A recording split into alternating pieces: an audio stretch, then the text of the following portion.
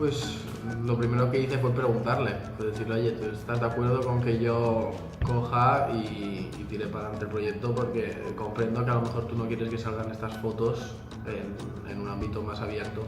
Me dijeron que sí, que ellos querían y que querían. Pues bien, lo que hice fue quedar una tarde con ellos, fui a comer, porque como siempre, y estuvimos toda la tarde buscando.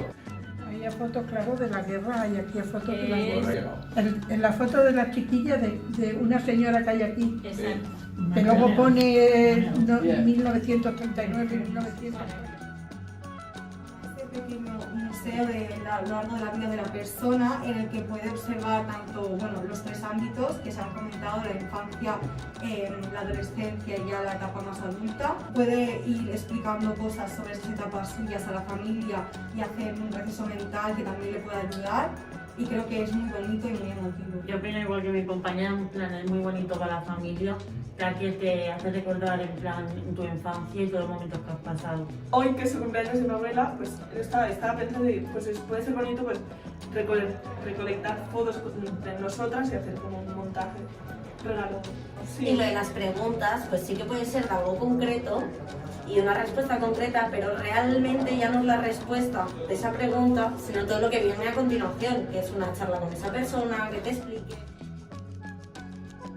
Y Rosario, ¿qué te ha parecido el poder compartir conmigo todos tus recuerdos de tu infancia y de tu juventud? Pues mira, me ha resultado una experiencia muy positiva al comprobar que la generación futura tiene curiosidad por conocer un pasado.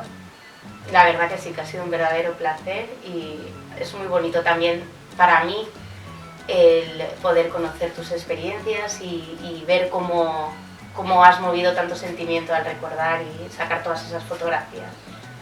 Y ya te digo, y para mí un futuro sin conocimiento del pasado es un futuro imperfecto. Pues sí, qué bonitos son los recuerdos también para seguir adelante. Hombre, yo creo que son una base de experiencias y esas experiencias te servirán para formar un concepto en la manera de actuar. So, hello Indy, nice to meet you again. Could you tell me something about your experience with this project of We Tomorrow? Yes, of course. I did this project, the interview with my grandfather. He lives in Belgium, so we did it online on Zoom. He worked as an engineer, so he had a lot of things he had to do in different countries. So it was very interesting to hear a lot about it. Yeah. And he thinks that the VR project is very interesting because you can help the older people to remember more, so they can see the grandchildren and remember them. And what does this project means to your future job, for example?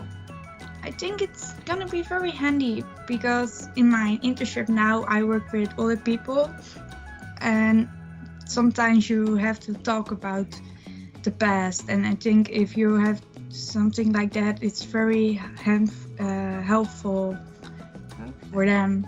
Yeah, nice.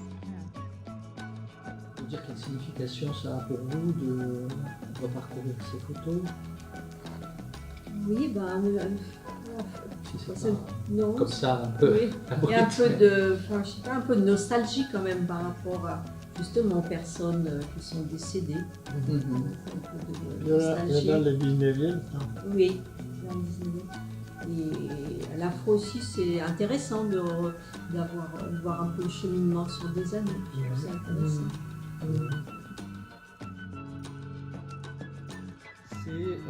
Enfin, tu l'as un peu dit, mais est-ce que tu as trouvé un intérêt à ça et est-ce que tu as appris quelque chose de cette expérience en fait? Oui, j'ai appris qu'il fallait faire attention aux réponses, mais j'étais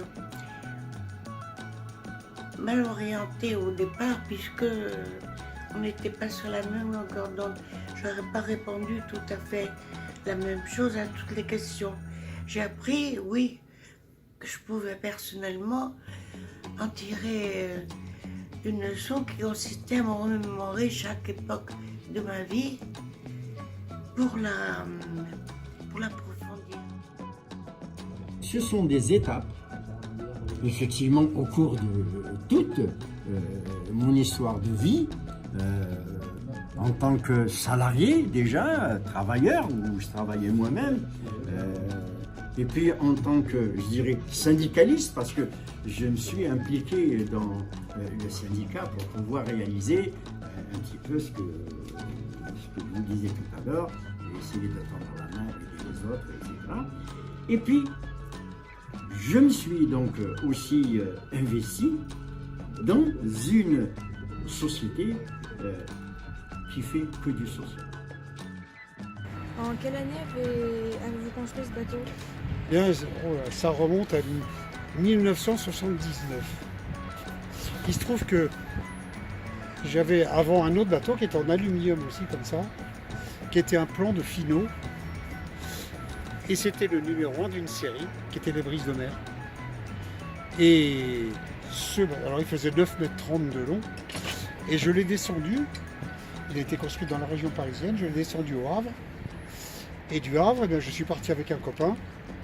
Le 11 avril, je suis parti du Havre, donc c'était pas l'été. Ouais. Et je suis descendu par Gibraltar pour venir ici. 27 jours de mer. Et j'étais très content de ce bateau. Et Finot m'a dit, Patrick, parce que je voulais augmenter, m'a dit, bah, je suis en train de faire les plans d'un nouveau bateau dans le même style qui est ce bateau, le Rêve d'Antilles. J'ai dit, bon, j'achète les plans. Donc, on a acheté les plans, on était 3 copains, on a acheté 3 plans et on les a construits ensemble. Donc il y en a un là, il y en a un peu plus loin et le 3e est dans le Pacifique en ce moment. D'accord. Voilà. Mais c'est la fabrication maison. Vous l'avez fait